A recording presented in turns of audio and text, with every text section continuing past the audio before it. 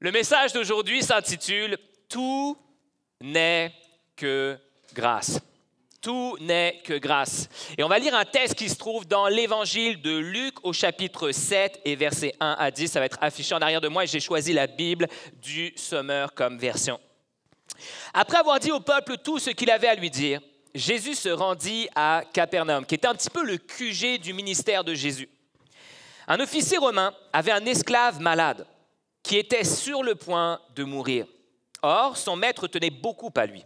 Quand il entendit parler de Jésus, l'officier envoya auprès de lui quelques responsables juifs pour le supplier de venir guérir son esclave.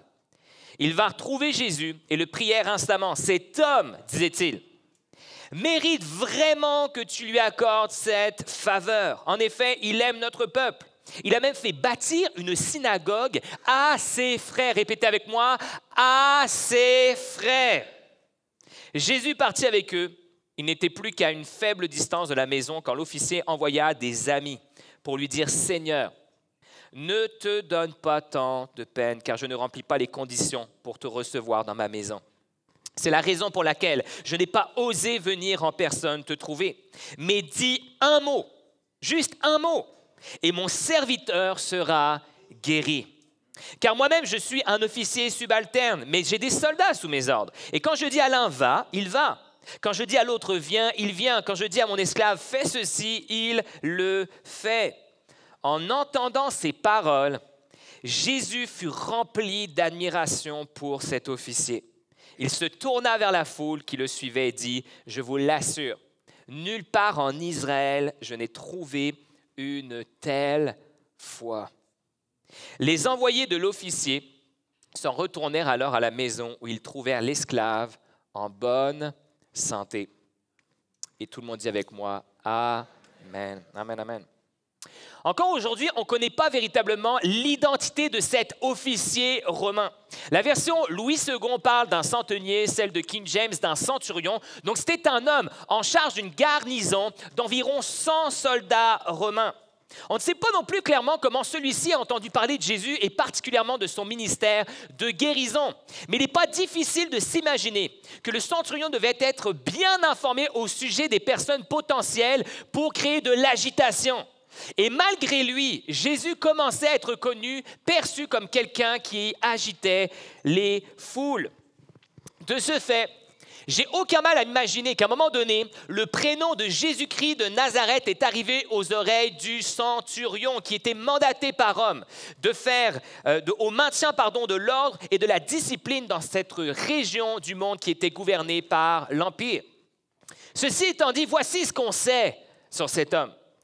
C'était un homme de pouvoir, un centurion romain. C'était un homme aussi très loin de l'image dure et cruelle qu'on a d'un centurion romain. Le texte nous dit qu'il tenait beaucoup à son serviteur malade. What? Je veux dire, dans la position d'un centurion à cette époque, ton serviteur, il est malade, il meurt, il meurt, tu vois. Et après ça, il n'y a plus qu'à. Il n'y a plus qu'à te trouver un autre serviteur et that's it, that's all. C'est comme ça que ça marche. Mais non, cet homme aimait son serviteur et il avait compassion de lui. On apprend aussi que cet homme avait de bonnes dispositions envers le peuple juif et envers leur foi. Au verset 5, on apprend par les responsables juifs qu'il aimait notre peuple, en parlant du peuple juif, du peuple d'Israël. Et dans le même verset, on apprend aussi qu'il était riche. Guys, ce gars-là a payé une synagogue à ses frères. Qui est d'accord avec moi pour dire que ça nous prendrait plus de centurions romains à l'église La Chapelle, qui, à Montréal, à Gatineau ou partout dans la province de Québec, paierait des bâtiments pour la chapelle à ses frères? OK, on va le redire ensemble. 3, 2, 1. À ses frères. Seigneur, tu entends la prière de tes enfants ce matin. Alléluia. En résumé, un homme riche, un homme de pouvoir, un homme d'influence, un homme bon. Et on le verra un petit peu plus loin dans le message d'aujourd'hui, un homme de foi. Un homme qui, pour reprendre les propos des responsables juifs venus trouver Jésus pour le supplier de guérir le serviteur malade, mérite vraiment que Jésus fasse ce miracle pour lui. Ah ouais? Question pour vous ce matin. Depuis quand on mérite quoi que ce soit de la part de Jésus? Depuis quand on mérite quoi que ce soit de la part de Jésus? Je vais le dire autrement. Depuis quand la guérison physique est quelque chose que je peux exiger de Dieu sous prétexte que je le mérite? Sous prétexte que je le mérite, je peux exiger de Dieu la guérison physique. Et si je pense le mériter, comment je fais pour justifier ce sentiment? Comment je justifie le fait devant Dieu de croire que je mérite que Dieu fasse quelque chose pour moi? Ça fait plusieurs mois que je lis un livre. Ouais, plusieurs mois. Ouais, tu vois, des fois, il y a des livres, moi, c'est ça.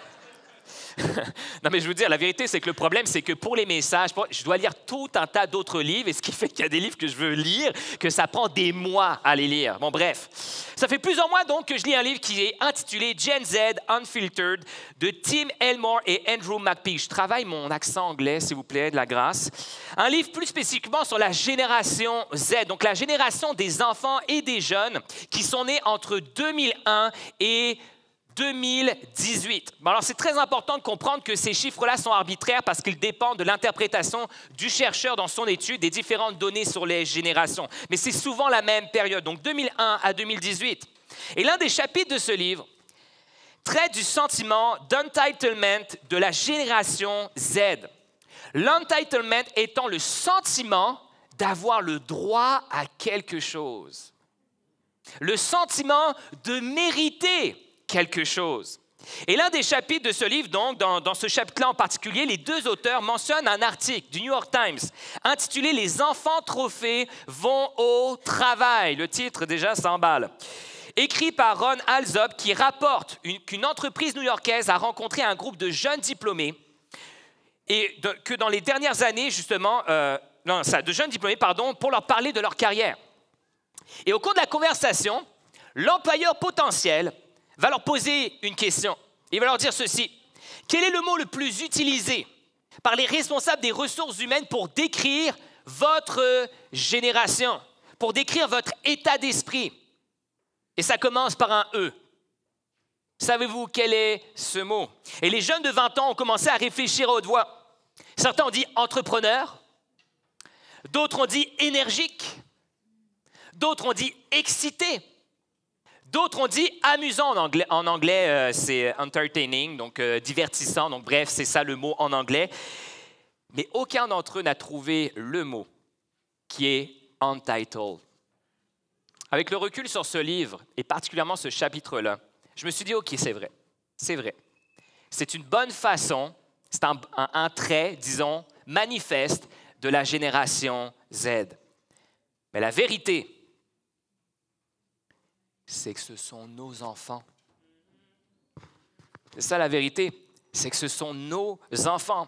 Vous savez, moi, je trouve ça facile de pointer du doigt la génération Z et de dire des trucs du genre « Ouais, c'est plus ce que c'était.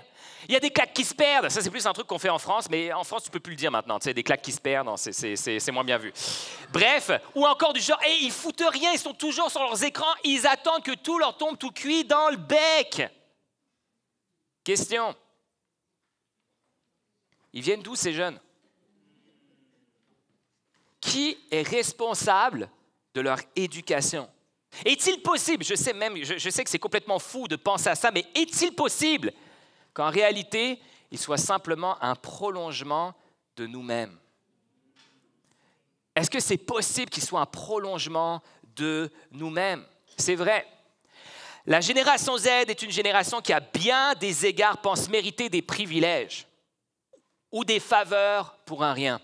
Mais la vérité qui est sous-jacente à celle-ci, c'est que nous, parents et adultes des générations qui les ont précédés, c'est qu'on n'est pas mieux. C'est ça la vérité qui est sous-jacente. On n'est pas mieux lorsqu'on pense qu'en partant, notre nouvel employeur devrait nous donner un salaire de cadre, 6 semaines de congés payés, une voiture de fonction et 3 jours de télétravail simplement parce qu'on pense qu'on est spécial. Même si on n'a aucune expérience dans le poste qu'on demande. On n'est pas mieux lorsqu'on néglige notre couple, notre famille sous prétexte qu'on mérite de prendre du temps pour soi derrière nos écrans, pour se mettre à off, pour penser un petit peu plus à nous et prendre du temps pour soi. On n'est pas mieux lorsqu'on sert à l'église et qu'on sort de l'église frustré. Frustré pourquoi? Parce qu'on n'a pas reçu les encouragements, les honneurs, les remerciements qu'on croit mériter. On n'est pas mieux lorsque notre vie de prière ressemble à « Hey Seigneur, comment? Regarde tout ce que je fais pour toi. » Je veux dire, je mériterais vraiment que tu répondes favorablement à toutes mes requêtes de prière. Je veux dire, tu me dois bien ça. Si c'est ça l'exemple qu'on donne à la génération Z et la génération alpha qui la suit, quel fruit on pense que ça va produire? Ce que je trouve fascinant dans le texte qu'on a lu, c'est qu'au-delà du miracle qui a été opéré par Jésus et la foi extraordinaire de ce centurion romain, c'est le clash entre les paroles des chefs juifs et des amis du centurion qui ont été envoyés par la suite. As-tu remarqué? Les chefs juifs dirent à Jésus, « Cet homme mérite vraiment que tu lui accordes cette faveur. En effet, il aime notre peuple. Il a même fait bâtir notre synagogue à ses frais. » Et note importante, le centurion ne le voit à aucun moment dire aux Juifs de dire ça. Ce que le centurion dit, c'est « Allez voir Jésus et suppliez-le de venir intervenir dans ma situation, dans la situation de mon serviteur pour qu'il le guérisse. » Et eux, semble-t-il, y ont ajouté qu'ils méritent vraiment que Jésus s'en vienne. Et même si Jésus ne semble pas vraiment impressionné par ce rapport, il va quand même prendre la décision de les suivre. Jésus, il est sweet, hein? Jésus est gentil. Et en chemin, vers la demeure du centurion, de l'officier, il y a des amis qui s'en viennent. Et cette fois-ci, ils vont rapporter exactement les paroles du centurion. Et voici ces paroles. « Seigneur, ne te donne pas tant de peine, car je ne remplis pas les conditions pour te recevoir dans ma maison. » Quelle humilité! Quelle humilité! D'un côté, on a les chefs juifs qui disent qu'il mérite vraiment que Jésus fasse quelque chose pour lui. Et de l'autre, il y a les amis qui disent de ses paroles à lui qu'il ne mérite pas que Jésus vienne. Il ne mérite pas que Jésus vienne chez lui parce qu'il n'est pas digne. Et probablement d'ailleurs parce que Jésus, en fait, à l'époque de Jésus, c'était mal vu pour un juif religieux de débarquer dans la maison d'un païen. Ça se savait. Mais je pense que le centurion avait saisi une vérité beaucoup plus profonde que celle-ci. Il avait compris que l'intervention de Christ dans sa situation n'avait rien à voir avec un mérite personnel en autant que celui-ci existe, mais tout à voir avec l'identité même de celui qui avait non seulement l'autorité, mais le pouvoir d'intervenir dans sa situation. C'est ça qu'il avait compris, je vais le redire tellement c'est profond. Et c'est important pour nous de le comprendre. Je pense qu'il avait compris que l'intervention de Christ dans sa situation n'avait rien à voir avec son mérite personnel, en autant que celui-ci existe, mais tout à voir avec l'identité de celui qui avait non seulement le pouvoir, mais également l'autorité d'intervenir dans sa situation. Ce n'était pas par mérite. Le centurion avait compris. J'ai fait des bonnes choses, c'est vrai, mais je ne te demande pas ça parce que je le mérite. Je te demande ça parce que j'ai compris qui tu es. Et quelle déclaration de foi, mes amis. Dis un mot et mon serviteur sera guéri. Dis un mot. Choisis lequel. Choisis lequel, je veux dire, tu as tout le lexique. Tu choisis le mot que tu veux. Okay? Mais dis un mot et je sais que mon serviteur sera guéri car moi-même, je suis un officier subalterne. Mais j'ai des soldats sous mes ordres. Et quand je dis à l'un, va, il va. Quand je dis à un autre, viens, il vient. Et quand je dis à mon esclave, fais ceci, il le fait sur ta parole, Seigneur. Sur ton autorité, selon qui tu es. Et Jésus de répondre à cette déclaration de foi, non seulement par la guérison du serviteur qui était malade, mais en déclarant à tous ceux qui étaient présents, « Guys, nulle part en Israël, je n'ai trouvé une telle foi. Nulle part. » Deux choses là-dedans. La première, c'est que si tu veux vraiment impressionner Jésus, là, il y a une bonne façon de le faire, par ta foi. La seule fois où tu vois Jésus impressionné dans les évangiles, c'est face à la foi d'un homme, cet homme, où tu le vois vraiment impressionné par la foi de cet homme-là. Et la deuxième chose, c'est que ce qui est triste un peu dans cette histoire-là, c'est pas que Jésus il dit « en Israël, il n'y a pas de foi », c'est pas ça qu'il dit. Mais il dit ce genre de foi-là, je ne l'ai pas trouvé en Israël. Alors que c'est normalement en Israël qu'il aurait dû trouver ce genre de foi-là. C'était le peuple de Dieu. Et c'est un païen qui l'a manifesté. Et quelle foi! Le gars, il se dit, j'ai même pas besoin d'y aller en personne, j'ai simplement besoin d'envoyer du monde à ma place, c'est suffisant. Il sait que par son autorité, Jésus n'a qu'une parole à prononcer pour que son serviteur soit guéri. Juste une parole. Pas besoin de se déplacer, pas besoin d'imposer les mains, pas besoin de faire un rite spécial de guérison physique, non, pas besoin de ça. Juste une parole. Et ce qui est quand même assez drôle, c'est que la fameuse parole de Jésus n'est pas un mot divin en langue angélique qui fait trembler la terre. T'as remarqué? Il ne dit pas un mot genre spécial que c'est pas connu du dictionnaire et tout d'un coup, bouh, tout tremble et là le serviteur est guéri. C'est pas ça. Non, voici la parole de Jésus. Je vous l'assure, nulle part en Israël je n'ai trouvé une telle foi. Et là ils sont rentrés et le serviteur a été guéri. Dans l'évangile de Matthieu qui nous relate la même histoire avec des détails différents, il dit « Rentre chez toi et qu'il te soit fait selon ce que tu as cru. » Rien de bien spectaculaire. Mais le centurion savait qu'une parole suffirait à Jésus pour guérir son serviteur. Il en était convaincu. Voici deux vérités que je trouve essentielles à comprendre et assimiler à travers cette histoire. Il y en a plein d'autres, mais voici deux que je veux mettre une emphase particulière.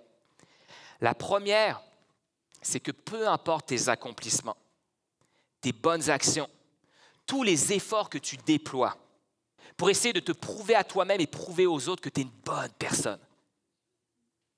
Tu veux un scoop? Dieu ne te doit rien. Dieu ne te doit rien. Peu importe, tout ce que tu essaies de faire de bon, Dieu ne te doit rien.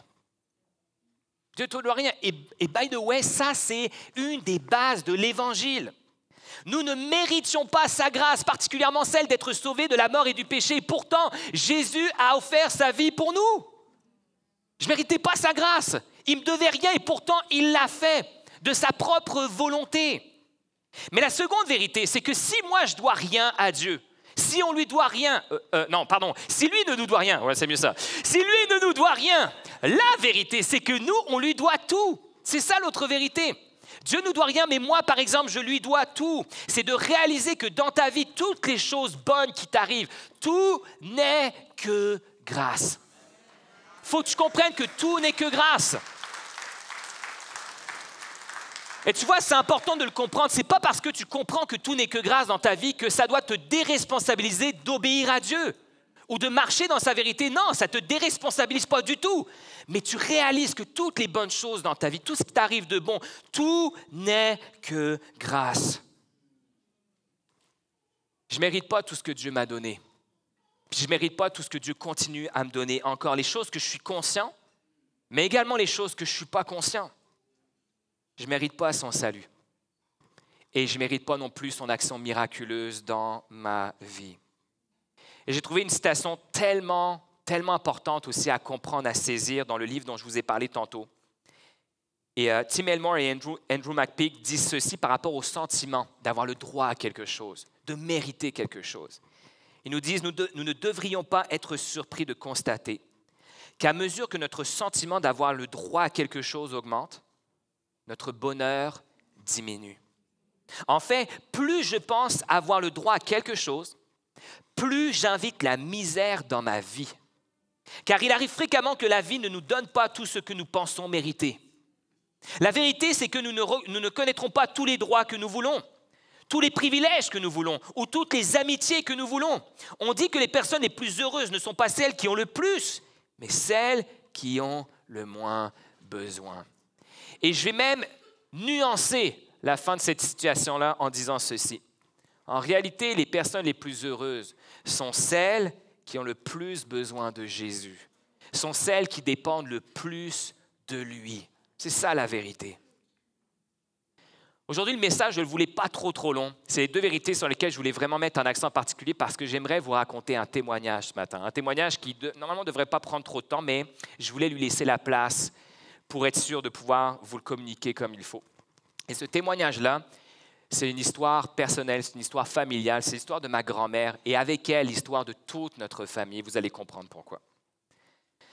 Ma grand-mère Monique Farina est née le 30 août 1935 dans une famille chrétienne. Son père, mon arrière-grand-père, Daniel Farina, était alors pasteur dans la région d'Elbeuf où il vivait avec sa femme Lydie et leurs 5 enfants. En 1939, vous le savez, la Seconde Guerre mondiale a éclaté en Europe et ça a obligé les régions de l'Est et du centre de la France de migrer vers l'Ouest. Et ma famille n'a pas fait exception à cet exode-là et ils sont allés en Bretagne pour s'y réfugier quelque temps. Mais en 1944, ils sont revenus dans la région elbevienne et la raison principale, c'est parce que mon arrière-grand-père avait vraiment à cœur les chrétiens restés sur place. Ils ont décidé de revenir là où est-ce qu'ils étaient pour être auprès d'eux. Mais lorsqu'ils sont rentrés, ils avaient des nouveaux voisins, des Allemands qui étaient dans leur poste de commandement.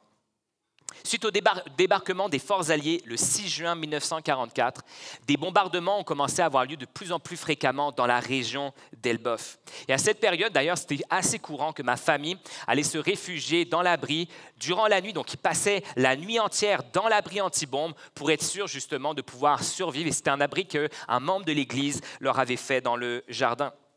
Et aux petites heures du matin, le 25 août 1944, vers 6 heures du matin plus exactement, mes arrière-grands-parents demandèrent aux enfants de rester dans l'abri pendant qu'ils rentreraient dans la maison, leur préparer le petit déjeuner. Tu sais, ça paraît complètement surréaliste, cette scène-là. C'est comme, hey, restez dans l'abri, il y a encore des bombes, mais on va y préparer le petit déjeuner. Fait qu'ils s'en vont préparer le petit déjeuner, sauf que ce qu'ils ne savaient pas à ce moment-là, c'est que, parce que ceux qui bombardaient la région, principalement, c'était les forces alliées.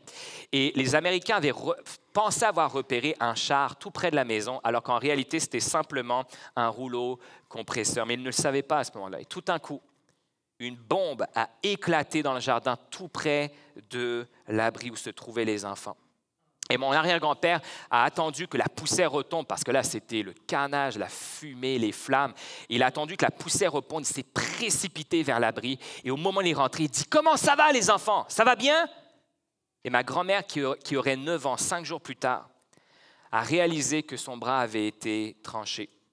Pas complètement, il lui restait un morceau qui restait, c'est bizarre les détails, je suis désolé, mais il n'était pas complètement tranché, mais son bras avait été coupé et sa hanche avait été entaillée par un éclat d'obus. Et là, elle a levé la tête, elle a regardé son père, elle a dit « Papa, j'ai plus de bras ». Immédiatement, il demanda aux autres enfants de rentrer dans la maison pendant que lui prendrait soin d'elle, il essaierait de faire tout ce qu'il pouvait avec ce qu'il avait. Et ma grand-mère se souvient qu'à ce moment-là, ça a été terrible pour lui. Tu sais, de prendre les décisions dans ce moment-là, ça doit être complètement fou. Et l'hôpital se trouvait à 3,5 voire 4 kilomètres de là où est-ce qu'il se trouvait. Mais tout proche de la maison, dans une école primaire, il y avait un poste de secours. Alors, il a pris la décision de l'amener là. C'est là, à ce moment-là, qu'ils ont complètement coupé son bras parce qu'il lui restait juste... Il était attaché, mais ils lui ont coupé son bras complètement et ils ont mis un bandage pour essayer du mieux possible de faire en sorte que le sang ne tombe pas à la quantité qui tombait parce qu'elle perdait énormément de sang. Mais il fallait l'emmener à l'hôpital. Malheureusement, mon arrière-grand-père n'avait pas de moyen de transport pour l'amener. Alors, il a pris la décision de la prendre dans les bras puis d'aller jusqu'à l'hôpital pour qu'elle soit soignée. À bout de force, après 3 kilomètres de marche, en direction de l'hôpital, il entendit se rapprocher une ambulance. Et quand il l'aperçut, il s'est mis en travers de la route pour l'arrêter. L'ambulancier s'écria, en sortant justement du véhicule, il dit « Non mais monsieur, vous êtes complètement fou! Qu'est-ce que vous faites là? Laissez-moi passer! » Et mon arrière-grand-père de lui répondre « Non, je ne vous laisserai pas passer. Ma petite fille est dans mes bras, elle est sur le point de mourir et j'ai besoin que vous me conduisiez à l'hôpital. » Et l'ambulancier rétorqua « Mais je suis déjà en mission, moi! » Eh bien, votre mission maintenant, lui dit mon arrière-grand-père, c'est de m'emmener à l'hôpital pour que ma fille soit sauvée. Et lorsqu'ils sont arrivés là-bas, ils sont allés tout de suite dans les caves, parce que lorsqu'il y avait des bombardements, les caves des bâtiments étaient l'endroit le plus sécure pour ne pas justement être bombardé et mourir. Il y avait quand même le risque des décombres, mais c'était quand même l'endroit le plus sûr. Et c'est là qu'ils soignaient les gens. Et ma grand-mère dit que c'était un défilé de gens qui étaient complètement mutilés de partout. Et ils arrivent là-bas, un chirurgien, une personne pour faire toutes les chirurgies de tout le monde. Et au moment où ils arrivent, le chirurgien dit et déclare à voix haute, il dit « J'en peux plus, je m'arrête là. » Et au moment où il dit ça, il voit mon arrière-grand-père arriver avec sa fille dans les bras. Il l'a reconnu, parce que mon arrière-grand-père était connu comme ministre de l'Évangile dans la région, il l'a reconnu. Il a dit « Écoutez, je m'occupe d'elle, mais après ça, c'est terminé. » Puis tu sais, c'était régulièrement que ce personnel-là de santé enchaînait des 24, 40, 72 heures sans dormir. Il dit, mais après ça, c'est terminé. Finalement, il la soigna, puis elle fut sauvée. Mais celui qui attendait derrière elle est décédé de ses blessures à une personne près. Le lendemain, mon arrière-grand-père ramena ma grand-mère dans leur maison et par la grâce de Dieu, elle va guérir de ses blessures et finalement, comme je vous le disais, elle va vivre. Mais l'histoire ne s'arrête pas là. C'est que lorsque les médecins ont vu ce qu'elle avait, ils lui ont dit « Tu vas devoir revenir régulièrement à l'hôpital pour qu'on puisse checker la croissance de ton os dans ton bras. » Parce qu'elle n'avait que 9 ans, sa croissance osseuse n'avait pas fini. Ils disent « Ce qu'on veut éviter absolument, c'est que ton os il grandisse dans le bras, puis que ça déchire la chair, puis que tu sois infecté, puis qu'après ça, il y ait des complications terribles. » Fait que ce qu'il va falloir probablement faire, c'est réouvrir la plaie et puis éventuellement briser ton os à nouveau pour que tu puisses finalement vivre. Et ça a beaucoup inquiété ma grand-mère. Et face à l'inquiétude de ma grand-mère, mon arrière-grand-père lui a dit, écoute, on a un Dieu tout-puissant. L'Église est là, on est là, tu es là. Oui, répondit ma grand-mère, avec la foi que j'ai. Eh bien, on va vraiment prier pour que ça n'arrive pas. Vous allez voir une photo en arrière de moi. Yes. Ma grand-mère, le 30 août prochain, va avoir 89 ans. 89 ans. Yes. Amen.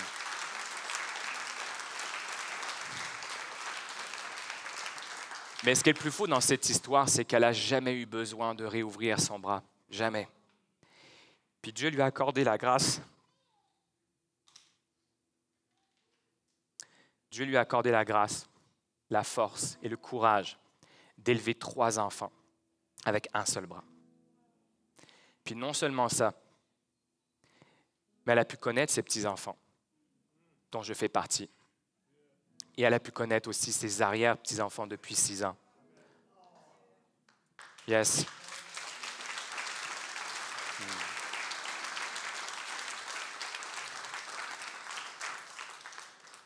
Je vous parle d'une histoire de miracle immérité. Je vous parle d'une histoire de miracle où si Dieu n'était pas intervenu, si le chirurgien n'avait pas changé d'idée à ce moment-là, ma grand-mère ne serait plus. Ma grand-mère serait décédée. Elle serait là, elle vous dirait la même chose que moi. Ma grand-mère serait décédée, à moins que Dieu, surnaturellement, fasse un autre genre de miracle, mais elle serait morte. Puis avec elle, toute l'histoire de notre famille. Ses enfants n'auraient jamais vu le jour. Moi, je n'aurais jamais vu le jour. Mes enfants, nos enfants.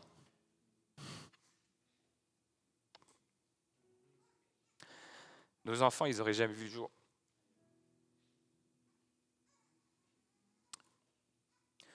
Tu sais, des fois, on dit hey, « J'aimerais tellement ça, avoir un miracle dans ma vie. J'aimerais tellement ça. » Puis je réalisais à travers ce témoignage-là que tous les matins où je me suis levé, que je me suis regardé dans le miroir, j'en voyais un. J'en voyais un. Un miracle immérité. J'ai rien fait pour mériter que Dieu fasse ça pour ma grand-mère. J'ai rien fait. Moi, ma vie aujourd'hui, ma présence ici devant vous, c'est juste la grâce de Dieu. C'est juste parce que Dieu a fait ça pour ma grand-mère et qui fait que je suis là aujourd'hui. Mais s'il ne l'avait pas fait, je ne serais pas là. N'oublie pas que des fois, ce n'est pas parce que tu n'obtiens pas le miracle pour lequel tu pries dans ta propre vie que ça veut dire que Dieu ne l'a pas fait déjà. Ça se peut que si tu y penses 2 secondes, que dans ta famille, Dieu a fait des miracles extraordinaires comme celui de ma grand-mère. Ça se peut. Puis qu'en réalité, c'est pas que tu n'as pas besoin d'un autre. Dieu est bon. Dieu continue à faire des miracles. C'est pas ça que je dis. Tu sais, Dieu, j'y crois, nous, on pourrait témoigner de plein de miracles que Dieu a fait dans nos vies. Puis merci de ce que Dieu fait encore des miracles dans nos vies, que ce n'est pas juste pour nos grands-parents. Merci. Mais en réalité, je réalisais que je n'ai pas besoin de ça, je n'ai pas besoin de plus. Juste de réaliser ce que Dieu a fait pour ma grand-mère et de toutes les implications que ça a eu. Je suis comme Seigneur, gloire à toi. Gloire à toi. Merci pour ta grâce. Merci pour ta grâce, Seigneur Jésus. Vous savez, je ne sais pas pourquoi Dieu décide de faire certaines choses et décide de ne pas en faire d'autres. Je ne sais pas pourquoi certains sont épargnés et pourquoi d'autres ne le sont pas. Je ne sais pas non plus pourquoi certains sont guéris et pourquoi d'autres ne le sont pas. Et croyez-moi, moi j'ai vu des histoires de foi, de personnes qui par la foi prient pour des guérisons qu'ils n'ont jamais obtenues. Et des personnes que je ne les ai jamais vues prier qui ont obtenues. Elle est où la logique? Il n'y en a pas de logique. Je ne sais pas pourquoi Dieu fait ci, pourquoi Dieu fait ça. Et citant les prophètes, l'apôtre Paul écrira en Romains chapitre 11 par rapport à ça en particulier, des versets 33 à 35. Combien grandes sont les richesses de Dieu. Combien profonde sa sagesse et sa science. Nul ne peut sonder ses jugements. Nul ne peut découvrir ses plans. Car qui a connu la pensée du Seigneur? Qui c'est qui l'a connu? Qui a été son conseiller? Vous, moi? Je n'ai jamais conseillé Dieu, moi. Et écoutez bien ça. Qui lui a fait don pour devoir être payé en retour? Qui lui a fait don pour devoir être payé en retour? En effet, tout vient de lui. Tout subsiste par lui. Et tout est pour lui. À lui soit la gloire à jamais. À jamais. Merci. Je vous l'ai dit, je ne sais pas pourquoi Dieu fait certaines choses, ne fait pas certaines choses. Par contre, voici ce que je sais. C'est que Dieu ne fait rien par mérite. Dieu ne fait rien par mérite. Tout ce qu'il fait n'est que grâce. Il faut que tu comprennes ça. Parce que des fois, tu peux passer ta vie à poursuivre des accomplissements, à poursuivre des choses par tes efforts, en croyant qu'après ça, Dieu te doit quelque chose. Dieu ne te doit rien. Mais toi, tu lui dois tout. Toutes les bonnes choses que tu peux compter dans ta vie. Tu lui dois tout. Tout n'est que grâce. C'est le jour où moi, j'ai réalisé ça. Ma prière a changé. Je n'ai pas prié de la même façon. Ça m'a amené à prier différemment. Non selon le droit que je pense avoir acquis par mes efforts ou mes accomplissements, mais parce que Jésus-Christ a fait pour moi gratuitement. Non pas selon ce que je crois mériter, mais selon mon statut. Celui d'enfant de Dieu, avec un bon père qui donne de bonnes choses à ses enfants. Non pas avec exigence, comme si Dieu me devait quelque chose, mais avec humilité et soumission à Dieu. Est-ce que tu as remarqué que dans le texte, le centurion ne vient pas avec ses mérites, il vient avec humilité. Et pourtant, le centurion est en position d'autorité face à Jésus. C'est-à-dire, Rome était au contrôle. Hein? Il aurait pu venir en disant « Hey, écoute, tu vas faire ce que je te dis de faire parce que sinon tu t'en vas en prison, mon gars. » Il n'est pas venu avec ses mérites. Il n'est pas venu avec des menaces. Il est venu humblement dire « Non, je sais que je ne mérite rien, mais par contre, je sais que toi, tu peux faire quelque chose dans ma situation. Je sais que tu peux faire quelque chose dans ma situation. » Et de prier non pas avec fatalisme ou défaitisme, mais avec foi dans l'identité, l'autorité et la toute-puissance de mon Sauveur et Seigneur Jésus-Christ. Dieu ne me doit rien. Dieu ne te doit rien. Par contre, nous, on lui doit tout, toutes les bénédictions que Dieu fait dans nos vies. La guérison ou le répit que Dieu offre à nos corps, parce que des fois, il le fait. Même si au bout de la ligne, by the way, à moins que Jésus revienne, on va tous mourir. Hein? Mais des fois, Dieu nous donne la grâce d'avoir un répit. Le salut, la paix et le repos qu'il donne à nos âmes, tout ça, c'est que le fruit de sa grâce. C'est que le fruit de sa grâce. Ce matin, j'aimerais ça juste qu'on puisse pencher la tête, tout le monde ensemble, en signe de recueillement devant Dieu.